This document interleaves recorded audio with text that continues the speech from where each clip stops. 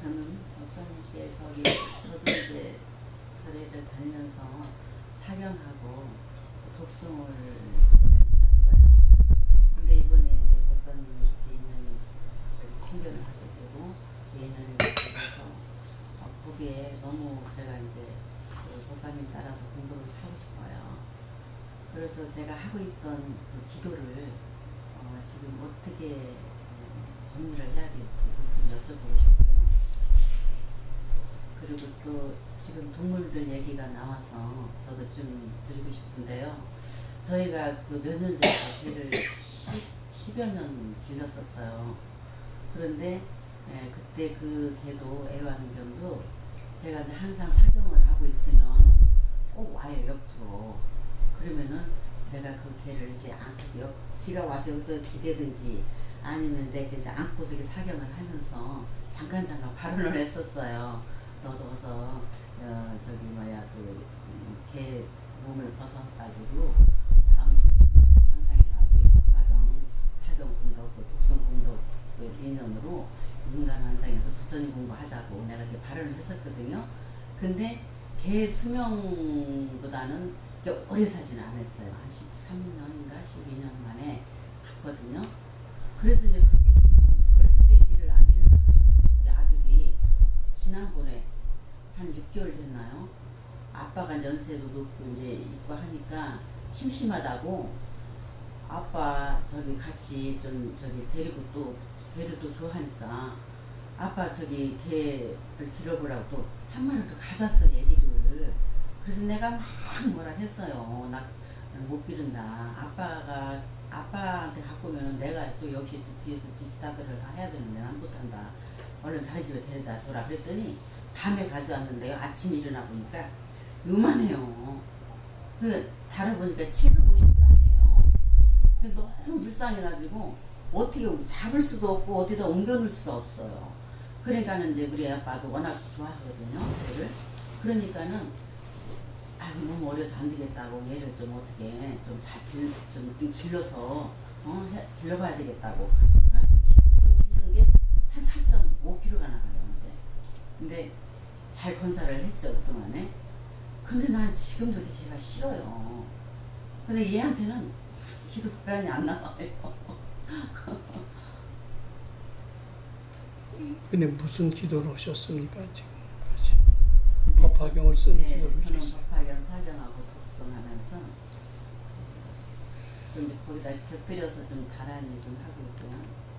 근데 저는 이제 그 기도 관두고 건강여하라 이런 말씀을 드리고 싶지는 않습니다. 근데 기도는 반드시 도인이 시키시는, 지혜로운 이가 시키시는, 깨친 이가 시키시는 기도가 바람직합니다. 왜냐하면 깨친 이는 아상을 없애게 합니다. 아상을 없애야만이 소원성취가 되거든요. 그래서 이 기도를 하면서 아상을 없애도록 같이 법문을 해요. 아상이 없애게끔 하는 기도 방법을 일러주는 수가 많습니다. 하여간 그 기도를 해주신 분이 깨치신 분이거나 도인에 가까운 분이라면은 그 기도를 따라서 하는 것은 괜찮습니다. 왜냐하면 아상을 결국 없애게 함으로써 소원성취가 되기 때문입니다. 근데 지금 대부분의 기도를 시키는 분은 그렇게 밝은 이가 하지 않습니다. 어디서 누구한테서 들어서 누가 하니까 소원성취가 됐대더라. 이래서 귀동량으로 들은 거, 또 자기의 경험, 내 경험을 해봤더니 이 기도가 좋아서 일러주는 그런 수가 있어요. 확실히 깨쳐서 일러주는 분은 아주 드뭅니다. 근데 지금 기도는 제가 알기로는 확실히 깨천 이가 일러주는 기도가 아닐 거라고 제가 생각합니다. 확실히 깨친 이가 일러주는 기도는 어째서 소원이 안 이루어지느냐 원인을 알고, 되게 어째서 소원이 안 이루어지느냐 하면 자기의 탐진치, 욕심 때문에 안 이루어져요. 그래서 그의 기도는 탐진치, 욕심을 없애게 하는 기도가 주 핵심입니다.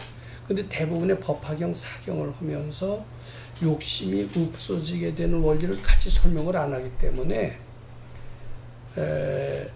아마 그것을 일러주신 분은 정확히 깨친 분이라는 생각이 제가 잘 안 듭니다.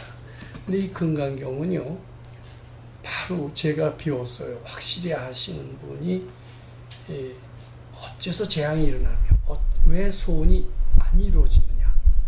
재앙을 소멸하는 정확한 원인을 알고 그 원인이 금강경에 있다라는 것을 설명하시고 본인이 시범을 보이시고 우리들한테 연습해서 체험하게 하시고 일러주신 방법이기 때문에 가장 정확한 방법이고 요대로 해보시라고 제가 말씀드리는 겁니다. 그래서 그 기도를 가르쳐 주신 분이 확실히 깨치신 분이 아니시라면은 요 확실히 깨친 분으로부터 전수받은 금강경 수행법으로 바꾸시기를 저는 더 권하고 싶습니다. 왜냐하면 이것이 확실한 그 효과가 있어요. 그리고 이 기도하는 것은 부처님의 덕이다. 이렇게 얘기하는 분은 잘 깨치지 못한 분입니다. 지 속에 본래 부처가 이루는 것이다. 이렇게 말씀하시는 분이 있다면 제대로 깨치는 분입니다.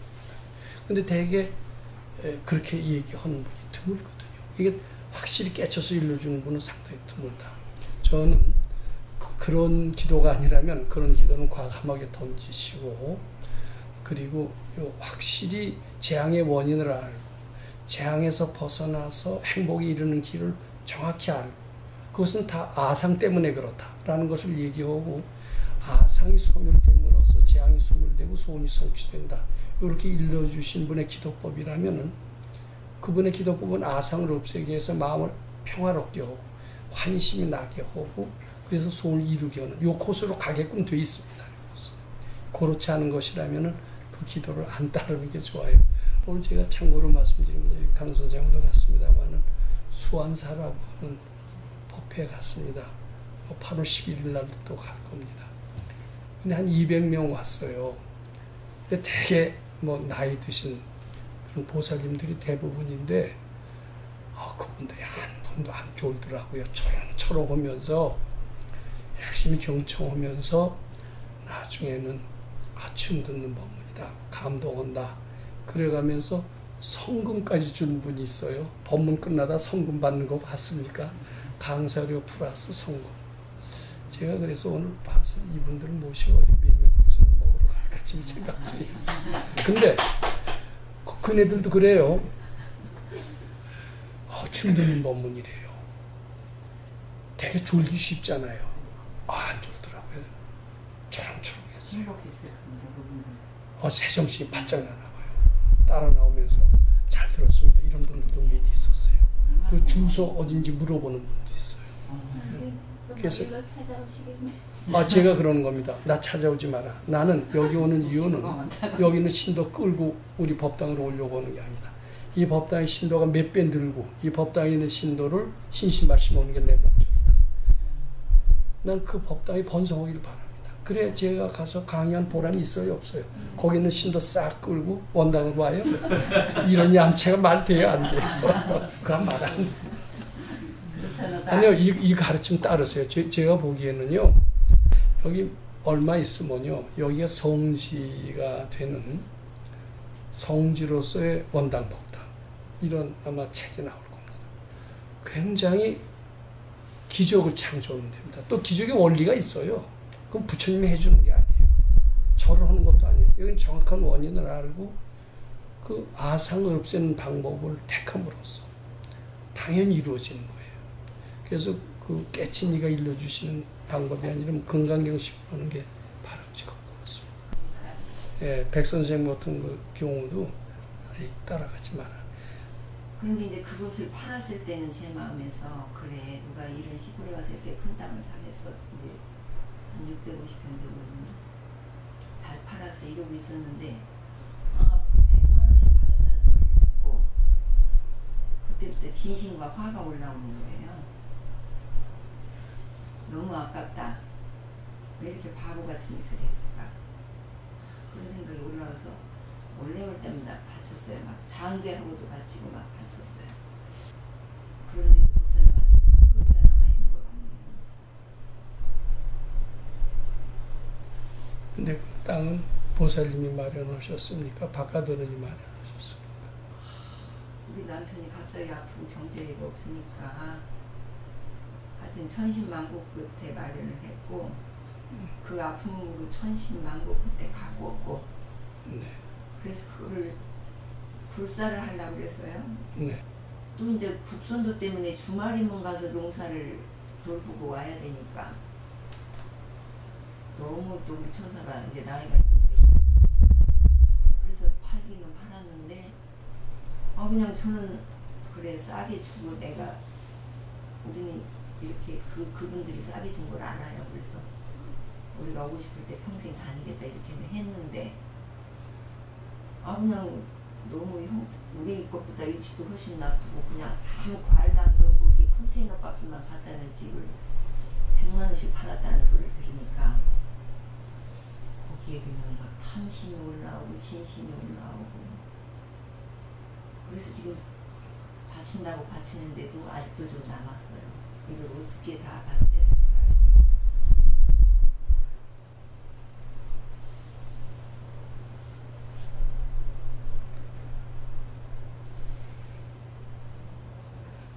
네, 이제 우리 기독교인들은 아까도 말씀드린 것처럼 큰 부자는 하나님이 나한테 돈을 맡겨고 나는 관리자라는 그런 생각을 많이 하는 것 같아요. 그래서 무소유의 정신을 갖는 것 같습니다. 근데 그런 정신은 우리 부자들도 매우 바람직하고요. 왜 바람직하냐 하면 그렇게 해야 재산이 더 붙어요. 근데 이게 내 돈이다라고 생각을 하면은 돈이 왜 이래 나갈 공산이 더 많습니다. 즉 언젠가 제가 법문 시간에도 했고 우리는 늘 바라는 대로 이루고 있다라는 그 책 속에서 그걸 썼습니다만은 항상 돈이 생기면은 많이 생기든 적게 생기든 이건 내 힘으로 벌었다, 내 노력으로 벌었다라고 하지 말고 나는 하는 만큼 했지만은 사실은 돈은 부처님이 주신 거나 다름이 없다. 이렇게 생각하시는 게 좋습니다. 근데 특히 이제 보살님은 그냥 남편한테서 그냥 힘 하나도 안 들이고 그냥 상속받은 것이라면 또 남편이나 부모님한테서 상속받은 것이라면 설사 싸게 팔았다 하더라도 그렇게 화가 나시지 않았을 것 같아요. 근데 거기에는 보살님이 뼈심 들여서 모든 정성을 다 바쳐서 목숨 걸고 투쟁해서 얻은 돈이라는 즉 내가 애써서 벌었다라는 그 마음이 붙어 있어요. 이것이 이렇게 허무하게 무참하게 손해를 볼 수가 있느냐 그 생각 때문에 그렇습니다. 그게 보살님이 노력한 것이 아니라면 저절로 생긴 거라면 싸게 팔렸다 하더라도 그렇게 애착이 붙지 그렇게 분하고 그러지 않으셨을 겁니다. 내가 노력했다는 그 생각입니다. 근데 돈이라는 것은 노력한다고 더 생기지도 않고요. 또 노력을 아주 안 한다고 안 생기지도 않는 것 같아요. 그것은 하늘의 뜻입니다. 내 잠재의식이 불러들이면은 아주 쉽게도 될 수가 있다. 이렇게 보셔야 됩니다. 그리고 이제 지금 잠재의식이라는 말을 썼는데 부처님이 지금 명령해야 돈이 되는 겁니다. 노력한다고 되는 게 아니에요. 근데 지금 보살님은 노력한 돈이 그렇게 날아가는 것에 대해서 분해하는데 돈은 노력의 대가로 오는 것도 아닙니다. 또 게으르다고 안 오는 것도 아닙니다. 이제 기독교식으로 부처님이 명예에 오는 겁니다. 부처님이 명예에 오는 겁니다. 그것도 노력의 대가로 오셨다고 생각을 하시고 억울해 하시는데 노력의 대가로 왔다라고 생각하지 말고 노력의 대가가 아니라 노력은 했지만은 사실은 노력의 대가로 얻은 게 아니라 약간 노력을 참조만 했을 뿐이지 실제는 부처님이 주신 겁니다. 그리고 내 노력의 대가라는 생각을 띄셔야 됩니다. 그리고 그것을 팔 때도 내가 노력을 해서 샀으니까 내가 마음대로 팔 수 있다는 생각을 하시면 안 됩니다. 어떻게 해야 되냐면 부처님께 여쭤봐야 돼요. 이게 내가 팔아서 불사를 하고 싶은데 팔아도 좋겠습니까? 안 팔아도 좋겠습니까? 부처님 적절한 대답을 해 주십시오. 이렇게 하고 파셨어야 됩니다. 아마 내 재산이라고 생각하시지 않고 부처님이 주신 재산으로 생각하고 그리고 이제 이렇게 잘 바치려고 부처님께 올바른 대답을 구하려고 하면서 팔았다면은요, 절대로 손해를 보시지 않았을 수도 있을 겁니다. 근데 부처님께 승낙을 두고 파신 게 아니라 내가 번 돈이니까 내가 마음대로 팔 수 있다. 비록 불사라는 명칭을 붙였지만은 내 마음대로 할 수 있다라는 그런 생각을 가진 것이 이제 그 분하게 만드신 겁니다. 싸게 팔았기 때문에 결과적으로. 그래서 요번에 교훈을 얻으셔야 돼요. 아, 그건 내 재산이 아닌데 내 거라고 한 거. 그것이 나로 하여금 고통을 불러오게 했구나.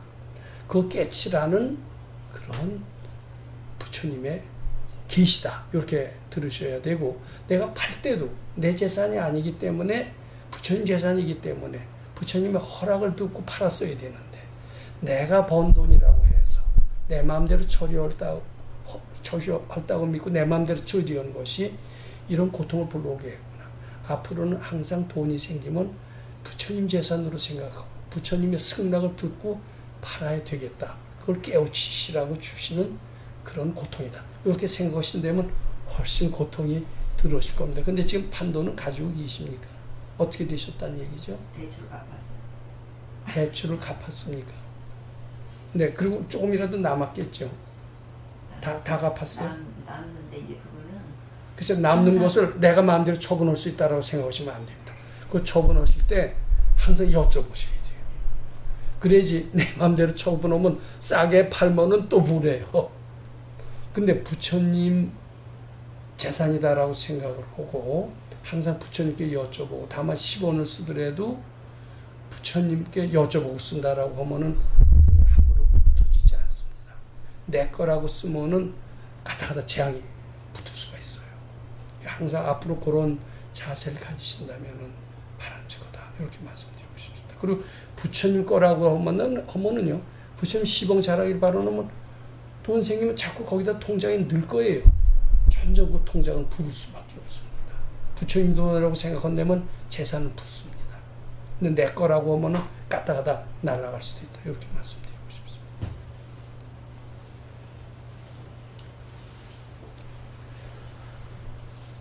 부처님 거라고 생각하는 것이 부처님 시공 잘하겠습니다. 이렇게. 그렇죠. 그러니까 이 집도 내 집이라고 생각하지 말고 부처님이 주신 집. 사실 내 거라는 것은 내가 그렇게 생각하니까 그렇죠.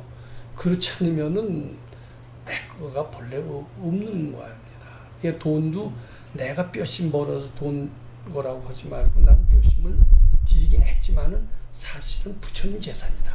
부처님이 나한테 잠시 맡겼을 뿐이다.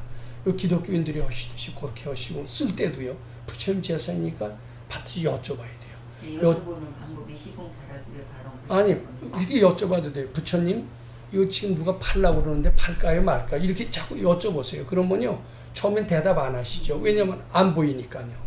근데 경을 자꾸 읽으세요. 경을 읽고 경 속에는 부처님이 나오니까 부처님 팔까요? 그러보세요. 그럼 어느 땐 대답이 나와요. 저절로. 딱 아이디어가 떠올라. 아이디어가 대답입니다. 그대로 오면 거의 100% 맞습니다. 돈을 법니다.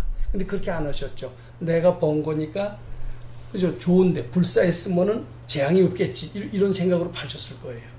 근데 내가 번 돈이라고 생각하고 내가 처분할 수 있다는 생각은 굉장히 위험하다. 이렇게 보시면 돼요. 네. 앞으로 그렇게 하면은 재앙은 소멸하고 재산은 부를 수가 있다. 이렇게 말씀드립니다.